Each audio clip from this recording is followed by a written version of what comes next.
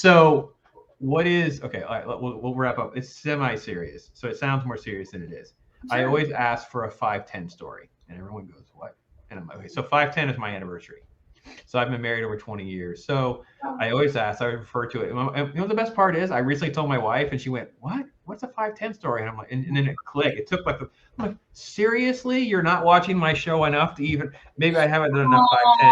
So I aw. always ask for a marriage story, a meeting, anything. It can be funny, it can be serious, whatever. We'll throw a 510 story out there for me. Throw me something that's A 510 marriage or an R. marriage related. It can be advice. It can just be funny. It can be Yeah. whatever. Because people don't care. It's just fun. It's great. It makes the world so much smaller to realize that we're all in this together. We all experience similar problems. Because that is pretty much what my marriage counseling advice usually boils down to. I mean, you say people don't care. I think your people care a lot.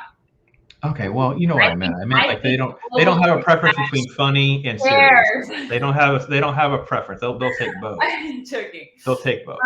Okay, so in my case, it would be a 7/7 story because our Awesome. wedding was on 7/7/13. Um, gosh.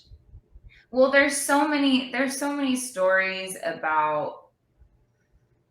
I feel like the theme of our story has been like me being scared and him like pushing me to do something, or like me, being afraid and him believing that I, can face my fears.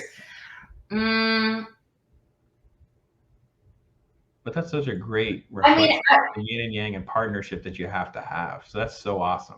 the yin and yang. I don't know if you can see my That fingernails, I but do that's now. That's really awesome. what that is. The That is yin so and awesome. yang. Now I can do hashtag The yin cheetah yang. and yin and yang. It so all comes back It's together. all there. Well, we did tell this story last night to our friends Dante and Bouquet, and I think it was particularly helpful, just for people who are struggling with taking that next step. Because I feel like if you are an hour into this conversation, you probably can relate to the over analytical mind. So I'd say for anybody who's in that particular scenario, this might resonate with you. When Joel and I got engaged, I was not expecting it, so much so that when we walked into the space where he was proposing, which is the same spot that we met, there was like a rose petal pathway and like candles, and he's walking me down this pathway, and all I'm thinking is, oh my gosh, somebody must be getting engaged here today. And I'm like trying to dodge the flowers. I'm like, Joel, like we can't mess up this pathway for whoever's about to get engaged here. Like we gotta go. Like let's go. And it, eventually sunk in. I caught on, thank God. I was just so nervous and so afraid about it all. He was my first boyfriend, first person I had ever dated. I met him when I was 17. We got engaged when I was like barely 20. So it was all very fresh and very overwhelming and very new.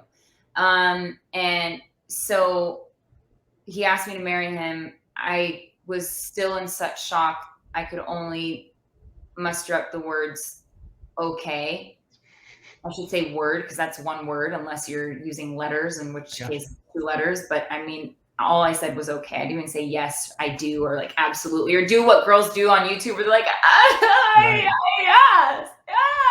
MORIAH just froze and just said, okay. Yeah, I was like Brandon seeing the Millennium Falcon for the first time. I was shook and I was just mute. And so when we got to the restaurant that he had booked for all of our family to come, and he asked my parents and my siblings to come in from California. We were sitting outside of the restaurant, and he knew he couldn't afford to do any more surprises, because on the car ride there, I didn't say a single word. Like I was just like, and so we sat down, and I thought this was really just looking back, it's such a sign of his character that he took the time to pause and give me a chance to change my mind. He actually said, like, hey, we don't have to do this. Like, all your family's up there right now. Once we go up there, it's like, we're in this. So if you're not feeling like this is the right thing, like, let's take a step back. And I was just like, Sure. oh my gosh.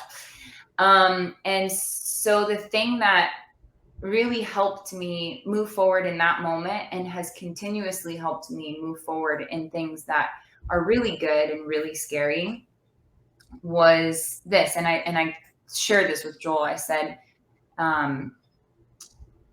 there is a difference between doubt and fear. Wow.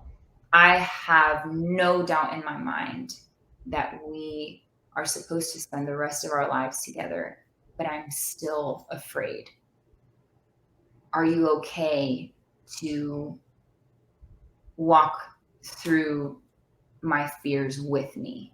And will you be okay to do that for a very long time if I'm to continue doing things that scare me? And he said yes. So it was kind of fun, because I think in a way, like, he proposed to me, but then right after that I proposed an idea to him. It's like an addendum or an amendment. Yeah. Absolutely. I got your proposal, and I say okay. But let me put a couple caveats here real quick. Make sure that you're okay. And if he says I do, and I'm like, okay, I do too. We can go on now. Resume the drive. I'm just glad the man had enough strength and endurance and patience to deal with all of that and all of this. That is so awesome, though. Yeah, for anyone who's facing something scary in life, I think it's a helpful discrepancy to know, is this something that God is calling me to do and I'm just really scared to do it? Or is this something that I have doubt as to whether or not this is the right thing in my life? Right. And I always try to encourage folks, like, this journey, you're not, the hardest part is telling people when they have to get out of a relationship. It's like, well, what are you dating for? Are you dating for marriage, or are you just dating for the sake of having something to do or to have someone with? Because they're not the same thing. And if you're dating to marry, then the back of your mind, you should always be processing, this is a journey. And to know that you guys had, even in that moment, a brief pause to sort of pour concrete on that commitment to say, I'm good. If you're good, I'm good. Let me talk this through with you, and let's carry on. That's awesome. And he's still doing it. Like you were just talking about this on the beginning of the thing. We're talking about the music and all that. It was him packing your car and saying, no, you can do it. You can overcome whatever issues you're carrying around, MORIAH. You got it. God's got you. You got it. I believe in you. So that's good. That's great. That's good stuff. That's really good stuff.